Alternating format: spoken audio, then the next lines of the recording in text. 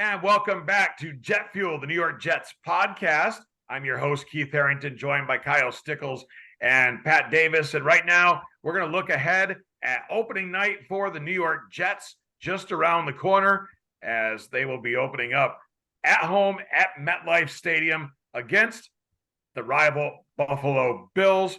And this is a huge game to open the season for a couple of reasons. First of all, if the Jets want to establish themselves as the team to beat, or a team to beat in the AFC East, you got to beat the best to be the best, as the old saying goes. And certainly right now in the division, the Buffalo Bills are the best team, or have been anyway, the last few years. And Buffalo was 13-3 a year ago. The Jets 7-10. They split the regular season meetings. Jets won the first meeting at MetLife 20-17. Buffalo won the rematch by a score of 20-12. So both very competitive games. The Jets have certainly made strides. I personally think there's some kinks in the armor of the Buffalo Bills heading into this season.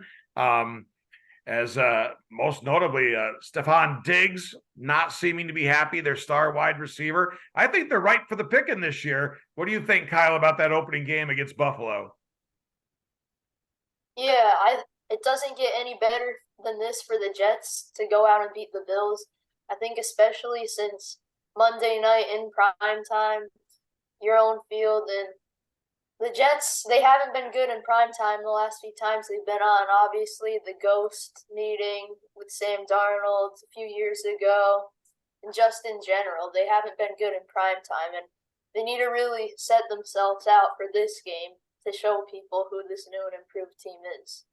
Yeah, and what do you think it would mean for the Jets, Kyle, to take down Buffalo in that opener? I mean, what would that do for their confidence? I think that definitely set the tone all around, especially the Bills owning the AFC East for the past few years now. I think going out there and winning that game would really boost people's confidence, and I think the Jets would have a great year going forward. Yeah, and the fact that you look at their schedule, I mean, they've got a very difficult schedule coming up after that one. I got the schedule right here. I had the schedule right here, but I know they have Dallas coming up early, then New England, I think it is, and then Kansas City. That's a pretty rough schedule. Two of those games at MetLife, two of those games on the road. I believe the two games that are on the road are at Dallas and at Kansas City. So they are not going to be easy road games by any stretch of the imagination.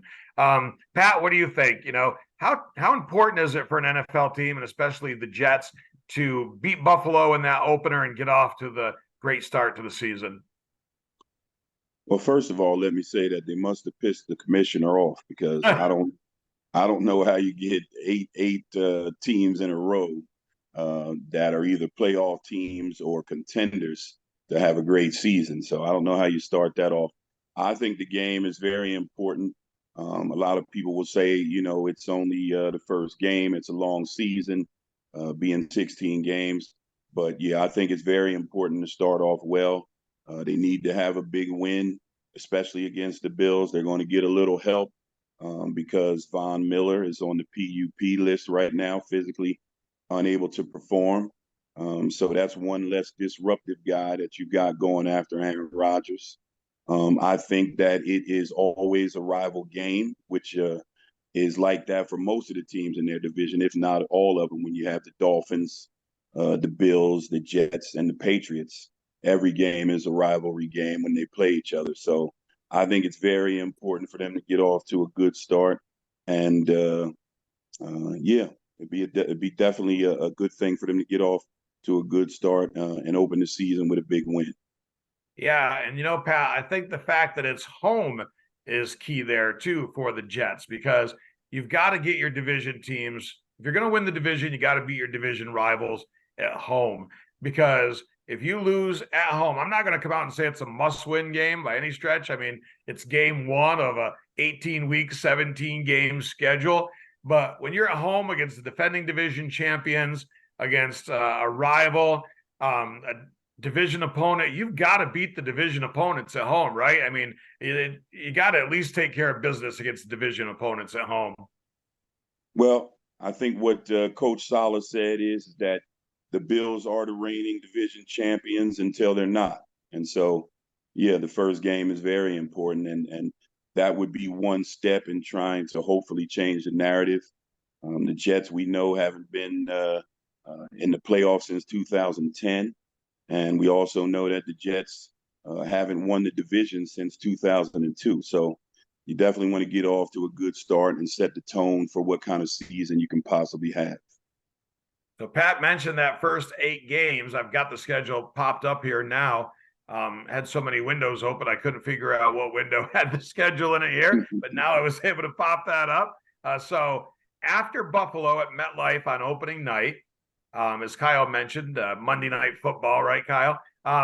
We have Dallas on the road. Going to be a tough one, no doubt about it. The New England Patriots come to MetLife Stadium. Actually, Kansas City, I misspoke before. That is a home game. So if you're going to have 4 tough games like that to start the season, 3 out of 4 are at MetLife Stadium. So that's got to help a little bit. That second group of 4 games that Pat was talking about, they go out to Mile High Stadium to take on the Denver Broncos in week 5. In week 6, back home at MetLife for the Philadelphia Eagles, Super Bowl team from a year ago. They have their bye week on week 7, and then they come back on week 8 at MetLife Stadium for a rematch from the preseason with the New York Giants. And the difference in that game is going to be, even though they won 32-24 during the preseason, that's going to be a New York Giants team that's going to have Daniel Jones. It's going to have Saquon Barkley. It's going to have the whole arsenal. They basically played nobody against the Jets while the Jets were playing their starters in that preseason game. So that's going to be a completely different game. So, Kyle, let me ask you this. What would you say is the key to success for the Jets this season? What do they have to do well to have a shot to be a playoff team, possibly a Super Bowl contender? I'd say the 2 main things are staying healthy. This Jets team has not done a really great job of staying healthy these past few years, but it is key for the success and the team, and especially the O-line. If you have no O-line, you aren't winning any games. The main thing is protecting Rodgers. You got to protect him in order for him to get the throws to the playmakers and stuff.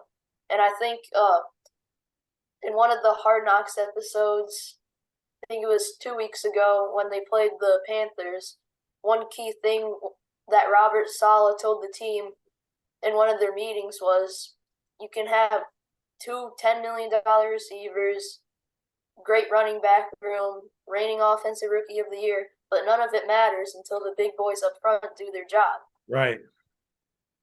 Yeah, no question about it. That's everybody. It seems like all roads keep coming back to that, right, Kyle? That offensive line. Yeah.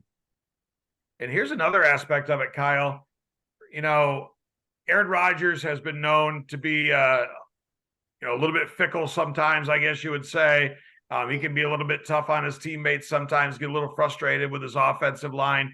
So far, he seems to be one happy Aaron Rodgers right now with the Jets. He seems to be really enjoying himself. We've seen him at the Taylor Swift concert, dancing, having a good time. He really seems to be agreeing with the Big Apple right now. But that apple can go sour in a hurry, right? If that offensive line is not playing well. If he gets frustrated, the Jets are in big trouble, don't you think? Yeah, definitely. The offensive line is going to be a big key to holding this team together. Okay, Pat, what do you think about that? You know, I'm sure at least part of it's going to go back to the offensive line, but what's the key to success for the Jets here in 2023, 2024? Yeah, well, let me first comment on your take on Aaron. I think Aaron showed a little bit of the kind of guy he can be if you do things wrong on Hard Knocks, episode 4, when he had to get on the whole offensive unit.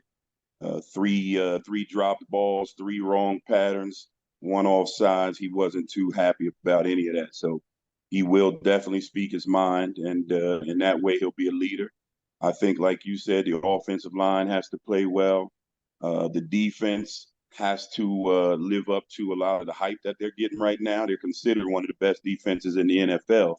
So if they can be that this season, that's going to help a whole lot. I always say there's three things that you need going on through the season, and these are my own personal thoughts. And I always say you need to be playing well.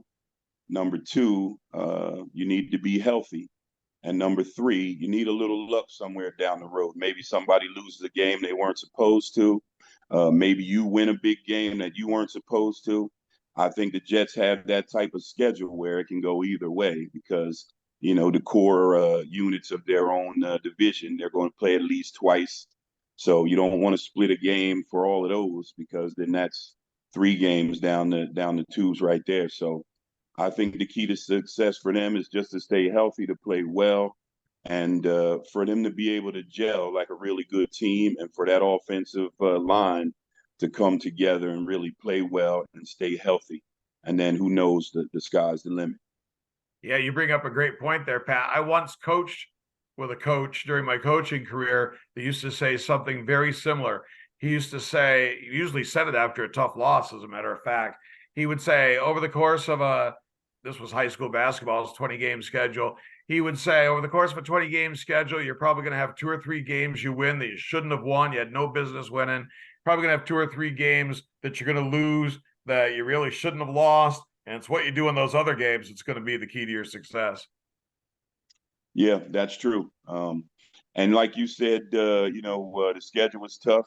The good thing is that a lot of the tougher teams, they do play them at home, especially their division rivalries. You'll get at least one at Jet Stadium. And then we just, we roll the dice and see what happens. You play hard every game, and you try to stay healthy, and then let the chips fall where they may.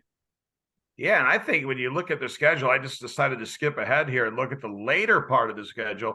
I think you guys would both agree with me here that if they get through that first tough 8 games, Pat, that you were talking about, we get to the late point of the season here. They have Miami at MetLife Stadium on week 12. Certainly a good football team, Miami, but a winnable game at home. They have Atlanta rebuilding, not even sure who their quarterback's going to be at this point. Houston, Texas.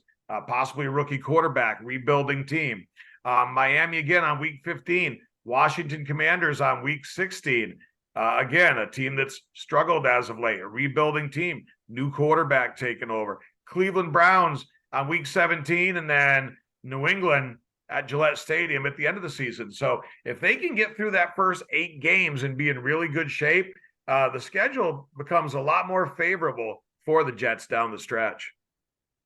It definitely does, Keith. I think that they could easily have an 11-5 season or better if they win some of the games that people won't expect them to win, or they may not expect to win. I know they're going to go out in the mindset that they can win every game, as they should. But I see them, 11-5, and if they win a few games that people thought they weren't supposed to win, I see them with a better record then. And then, at worst, if they just win the games they're supposed to, I see them as a 10-6 record. So I think either one is just a matter of whether it's good enough to be in the playoffs. And like you said, you're going to have to win the games that you're supposed to win, and you're going to have to win a few that you're not, or that people aren't giving you credit for or think you can win. Yeah, and it all starts on that Monday night game against Buffalo at MetLife Stadium. That would certainly be a good way to open up. Pat, let us right into what we're going to talk about here at the end, our final subject for the evening here. Kyle, where do you think the Jets land this year? What's your expectation? What kind of a record do you think they can have? And where do you think they end up at the end of the year playoff-wise? Well, I definitely think they can at least get 10 wins this season. I think with all the talent on the team, I think it's definitely 10 wins. And as far as playoff-wise, I honestly think they can go far deep into the playoffs as much as they want to. Yeah, and Kyle, last year 7 wins, got off to a really good start. We're 5-2, 6-2 at one point. Ended up with 7 wins without an Aaron Rodgers at quarterback. So, Do you think people will be disappointed if they don't get at least double-digit wins? Yeah, the main thing is though, I'd say get to the playoffs.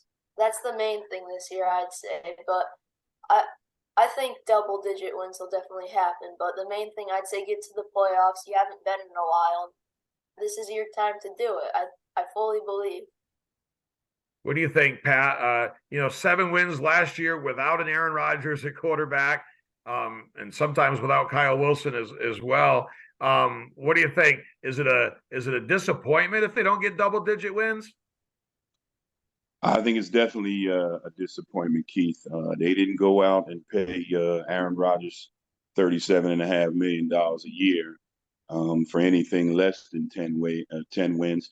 And I got to be very honest. Like I said, if I give them the good side, I see them at 11-5, and with a few more games that they can win still. At the worst, I see them 10-6, and hopefully still somehow squeaking into the playoffs. But when they go out and get Dalvin Cook, and you go out and you get Aaron Rodgers, you bring some of these other people into the fold. They're not just looking to have a winning season or looking to go to the playoffs. They got Aaron Rodgers because they want to win a Super Bowl. And when you got a 4-time MVP, Pro Bowler, and a shoe-in for the Hall of Fame, anything is possible. So I'm going to say that anything less than the playoffs is going to be a big disappointment to everybody. Anything greater than the playoffs is going to be, icing on the cake. And if they win a Super Bowl, oh man, New York will never be the same, brother. That's for sure. That's for sure. Well, I have to tell you, after analyzing the schedule and things, I'm right with you guys. I'm looking at a 10-6 type of season, or 10-7, I guess would be 11-6 type of season. Forget we got that extra game in there now. So 10-7, 11-6, I would consider that to be very much possible. And I'm not going to count them out of winning the division. As I said earlier in the show, Buffalo is starting to show some cracks a little bit, especially with Stephon Diggs not happy being there, and one of your probably 2 biggest stars is not happy about being there. That usually, I'm one that goes with the kind of theory where there's smoke, there's fire kind of thing, So, they might be a bit vulnerable. And Miami's got that great defense. They've got Tyreek Hill, and they've got Jalen Waddle, 2 explosive receivers. But Tua, he's questionable. He takes a hard hit. He's had the concussion problems. Their season goes right down the tubes, So I think the Jets really have a legitimate shot if things fall into place that they could win the division. Yeah, I see that happening. Like I said, the key is to stay healthy. Absolutely. That's the key every year for every team. Kyle, any thoughts out of you about the upcoming season? Yeah, I think as much as the division is as hard as it is, I I really see us beating the Patriots this year. I know people have said, "Oh, we're beating the Patriots this year," but I really don't see them beating us this year. And when you look at the Dolphins, they beat us sometimes, but in the end, we always end up finding flaws in them. So I really think if we don't end up sweeping any of them, I'd see us at least splitting with each of the division opponents. Yeah, and the Patriots, I don't know what's going on there a little bit. I mean, they just let Zappy go, who came in and played tremendously for them when Jones was injured last year at quarterback. So, I thought he was actually the better quarterback of the 2. So they seem to be in a little bit of disarray as well. So certainly the opportunity is there for the Jets. There's no doubt about it. Any closing thoughts from you, Pat? No. Like I said, I think they have as good a chance as anybody else, even though they haven't been to the playoffs in a while. They still have a great chance to get there. You got a lot of good vets coming back. Sauce Gardner, you got C.J. Mosley, who's like the anchor and the captain of the defense. You've got Quinnen Williams, who I loved even when he was at Alabama. You got a lot of stars on both sides of the ball. Aaron Rodgers, you got Breece Hall coming back from an injury, but many believe that he was on his way to winning Rookie of the Year before he blew his knee out. So you got a quality running back in him. You got Carter, I believe, coming back also. And then to top it off, now you have a great running back in Dalvin Cook, who is, not only a good runner, but can catch balls out of the backfield. So the Jets are going to show a lot of options. If they run the offense right, anything can happen. And, I'm looking forward to seeing what they actually do. All right. Yeah. Exciting times in New York. I heard a debate on ESPN radio the other day about whether this was now New York City was now the Jet City, not the Giant City anymore. And boy, we're certainly going to find that out this season. Both teams look like they've got really good chances to make the playoffs. And it's exciting to be a fan of New York sports right now during football season, because it could be a great year for both the Jets and the Giants. And wouldn't that be awesome if the Jets and the Giants were in the Super Bowl? That would that would be the ultimate, right? Oh, yeah. Well, we'll have to wait and see on that one. We'll all in New York keep our fingers crossed. The Subway, not the Subway Series, the Subway Super Bowl, they could call it. So that's going to wrap it up for this week's edition of the Jet Fuel Podcast. Thanks for joining us. Working on getting some guests in the future. And we have possibly a guest next week. We're working on the, we'll let you know about hopefully in the future. But let me give you a hint. Somebody very close to our guy, Kyle. Right, Kyle? Yep. I don't know if we want to give the name away until we get it locked in, but that's our tease for everybody. Our presumed hopeful guest for next week's podcast, a Jets recent draft choice that's very close to Kyle, right, Kyle? Hopefully we'll have news for people soon. Mm-hmm. All right. That's going to wrap it up for this week's edition of Jet Fuel, the New York Jets podcast. For Kyle Stickles, for Pat Davis, I'm your host, Keith Harrington, saying so long, and we'll catch you next time, just a few days before the Jets kick off against the Buffalo Bills.